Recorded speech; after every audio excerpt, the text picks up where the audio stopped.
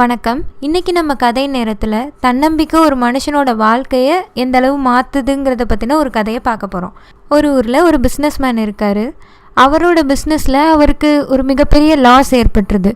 அந்த நஷ்டத்தை ஈடுகட்டவே முடியாதுன்ற ஒரு மனநிலைக்கு அவர் வந்துடுறாரு. அப்படி ஒரு தாட் இருக்கிறப்போ அவர் என்ன பண்ணுறதுனே தெரியாமல் சும்மா காலார நடந்து போயிட்டுருக்காரு. அப்படி ஒரு நடந்து போயிட்டுருக்கையில் வழியில் ஒரு பார்க் வருது. சரி அந்த பார்க்குள்ளே போகலாமேன்னு அங்கே போகிறாரு. அங்கே போனால் ஒரு வயசான தாத்தாவும் பாட்டியும் ஒரு பெஞ்சில் உட்காந்துருக்காங்க. அந்த தாத்தா பாட்டியை அவர் பார்க்குறாரு. அவர் சரி அவங்க பக்கத்தில் போய் உட்காருவோமேன்னு போகிறாரு. அப்போ அந்த பாட்டி எந்திரிச்சு எங்கேயோ அவங்க வேலையை எந்திரிச்சு போகிறாங்க. இவர் போய் அந்த தாத்தா பக்கத்தில் உட்காந்துக்கிறாரு. இவர் உட்காந்து ரொம்ப சோகமாக உட்காந்துருக்காரு. இதை பார்க்குற அந்த தாத்தா ஏன் என்னாச்சுப்பா, ஏன் இவ்வளோ சோகமாக இருக்க, ஏதோ ஆழ்ந்த சிந்தனையில் இருக்கே, என்னாச்சுப்பா அப்படி சொல்லி கேட்குறாரு. அதுக்கு நம்ம பிஸ்னஸ் மேன் இல்லைங்க, உங்களுக்கு சொன்னால் ஒன்றும் புரியாது, விடுங்க அப்படின்னு சொல்கிறாரு. உடனே ஒரு சரி சொல்லி தான் பாரு, என்னன்னு தான் உனக்கு ஒரு மனசு ஆறுதலாக இருக்குமே, சொல்லேன் அப்படி கேட்குறாரு. அதுக்கு நம்ம பிஸ்னஸ் மேன் இல்லை பரவாயில்லன்னே சொல்லிட்டு அப்புறம் அவரோட வற்புறுத்தினால கடைசியாக அது அவரை பற்றின பிரச்சனைகளை சொல்கிறாரு. அவரோட பிஸ்னஸ், அதில் ஏற்பட்ட நஷ்டம், அவர் எந்த அளவுக்கு பெரிய ஆளாக வரணும்னு நினச்சாரு, அவர் யாரை ரோல் மாடலாக வச்சுருக்காரு, அந்த மாதிரி நம்ம வரணும்னு நினச்ச நம்மளோட கனவு எல்லாமே இப்போ ஒன்றுமே இல்லைன்ற நிலைமைக்கு நான் வந்துட்டேன் அப்படின்னு நிறையா ஷேர் பண்ணிக்கிறாரு. இது எல்லாத்தையும் அந்த தாத்தா அமைதியாக பொறுமையாக கேட்டுக்கிட்டே இருக்கார்.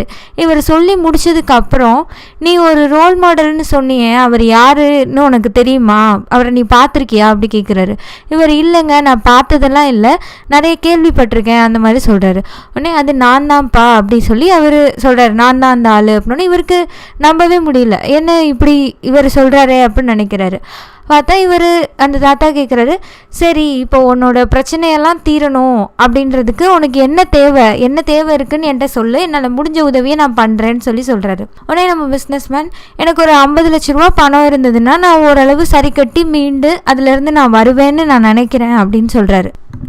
உடனே அந்த தாத்தா ஒரு 1 கோடி ரூபாய்க்கு செக் எழுதி அவர்கிட்ட கொடுத்துட்றாரு. அவர் கையில் கொடுத்து, நீ இதை வச்சு உன்னோட பிரச்சனையிலேருந்து மீண்டு வா, ஒரே ஒரு கண்டிஷன் என்னென்னா, இந்த நாளில் இருந்து சரியாக 1 வருஷம் கழித்து இதே நாளில் இதே இடத்துல இதே மாதிரி என்னை பார்க்கில் இதே பெஞ்சில் பாரு, இந்த 1 கோடி ரூபாயை எனக்கு திருப்பி கொடு, நான் உனக்கு வட்டி இல்லாமல் இந்த உதவியை நான் செய்கிறேன், நீ ஒரு நம்பிக்கையில் நான் உனக்கு தரேன், நீ எனக்கு இதை திருப்பி கொடு, மற்றபடி உன் பிரச்சனையெல்லாம் சால்வ் ஆயிரும்னு சொல்லி கொடுக்குறாரு.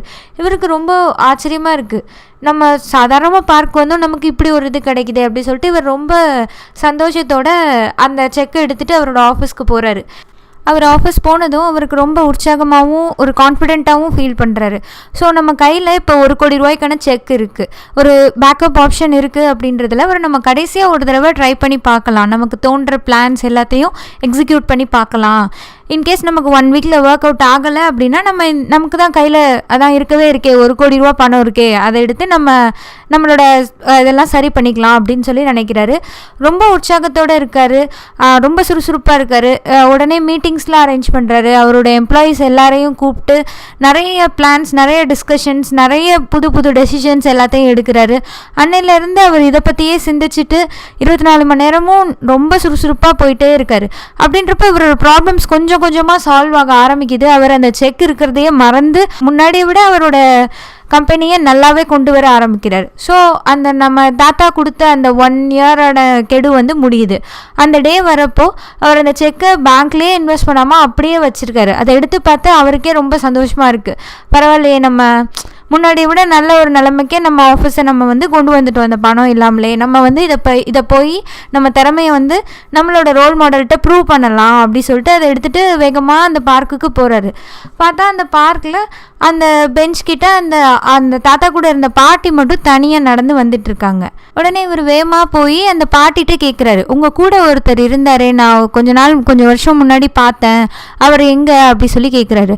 அந்த பாட்டி உடனே பார்த்துட்டு போய் ஐயோ என்னப்பா ஆச்சு, என்னன்னு கேட்குறாரு. ஏன் அவரை கேட்குற அப்படி சொல்லி கேட்டோன்னே இவர் ஒன்றும் இல்லைம்மா, அவர் எனக்கு ஒரு செக்கு கொடுத்தாருன்னு அதை எடுத்து அவர் பேச ஆரம்பிக்கிறது முன்னாடி ஐயோ அந்த மனுஷன் ஒன்றையும் ஏமாற்றிட்டாராப்பா, அவருக்கு இதே வேலையாக போச்சு அப்படி சொல்கிறாரு. உடனே இவருக்கு ஒரே குழப்பமாக இருக்குது, என்ன இவங்க நம்மளை ஏமாற்றிட்டதா சொல்கிறாங்களே, என்ன ஆச்சுமா, ஏன் ஏமாற்றிட்டதா சொல்கிறீங்க அப்படி சொல்லி கேட்குறாரு. அதுக்கு அந்த அம்மா சொல்கிறாங்க, அவர் ஒரு மனநிலை சரியில்லாதவர் தம்பி, இந்த மாதிரி தான் யார்கிட்டையாவது பார்க்கில் உட்காந்து பேசுவார், அவங்க ஏதாவது பண கஷ்டம் எதுனா சொல்லிட்டாங்கன்னா உடனே ஒரு செக் எடுத்து எழுதி உங்களுக்கு உங்கள் கஷ்டம்லாம் தீர்ந்துடும், இதை வச்சுக்கோங்க அப்படின்னு சொல்லி கொடுத்து அனுப்பிடுவார். அவங்களும் அதை நம்பி பேங்க்கில் போய் அந்த செக்கை போட்டு அதில் பணம் இல்லாமல் வந்ததும் திரும்ப இங்கே வந்து எங்கள் கூட சண்டை போடுறாங்க. இல்லை எங்களை தேடி கண்டுபிடிச்சி வீட்டுக்கு வந்து சண்டை போடுறவங்கெல்லாம் கூட இருக்காங்கப்பா, இவரோட ஒரே தொந்தரவாக போச்சு எங்களுக்கு, அதனால தான் இப்போல்லாம் அவரை நாங்கள் வெளியிலேயே கூட்டிகிட்டு வர்றதில்ல. உனக்கும் அந்த மாதிரி தான் கொடுத்துட்டாரு போலப்பா, நீ அது வெறும் காகிதம் தான், அதில் காசும் இல்லை ஒன்றும் இல்லை, அதை தூக்கி போட்டு உன் வேலையை பாருப்பா அப்படி சொல்லிட்டு அந்த பாட்டி பாட்டுக்கு போயிட்டாங்க. அப்போ தான் அவருக்கு புரியுது, அவரோட வெற்றி வந்து அந்த செக்கில் இல்லை, அவரோட மைண்ட் செட்டில் தான் இருந்திருக்கு. இதே தாங்க நமக்கும் நடக்கும். ஒவ்வொரு தடவை நம்ம தோல்வியை சந்திக்கிறப்பையும் நம்மளா அதில் ரொம்ப மனசு வருந்தி முயற்சியே பண்ணாமல் அதை விட்டுட்டு நம்மளே இன்னும் கொஞ்சம் டவுன் ஆகி போயிடுவோம். ஸோ எதையோ நம்பிட்டு இருக்கிறத விட நம்ம நம்பி நம்ம மைண்ட் செட் வந்து தோல்வி இருந்தாலும் கூட நம்ம வெற்றி கிடைச்சா எப்படி இருப்போமோ அதே ஒரு மனநிலையில் சந்தோஷமாக உற்சாகமாக நம்மளோட முயற்சிகளை தொடர்ந்தோன்னா கண்டிப்பாக நமக்கு வெற்றி கிடைக்கும். நீங்களும் இந்த மாதிரி ஒரு சுச்சுவேஷனில் இருந்தீங்கன்னா கவலைப்படாதீங்க, கண்டிப்பாக எல்லாமே மாறும். தோல்வியும் வெற்றியும் வேறு எதுலேயோ ஒரு செக்லேயோ அதில் இருந்த காசுலேயோ எதுலேயுமே கிடையாது, நம்மளோட மைண்ட் செட்டில் தான் இருக்குது. நம்ம அதை எப்படி பார்க்குறோங்கிறதுல தாங்க இருக்குது. இந்த கதையை பற்றின உங்களோட கருத்துக்களை கமெண்ட்ஸில் பதிவிடுங்க. தமிழ் பூமியிலிருந்து அடுத்த கதை நேரத்தில் வேறு ஒரு கதையை பற்றி பார்க்கலாம். அதுவரை உங்களிடமிருந்து விடை பெறுவது உங்கள் தோழி பார்வதி.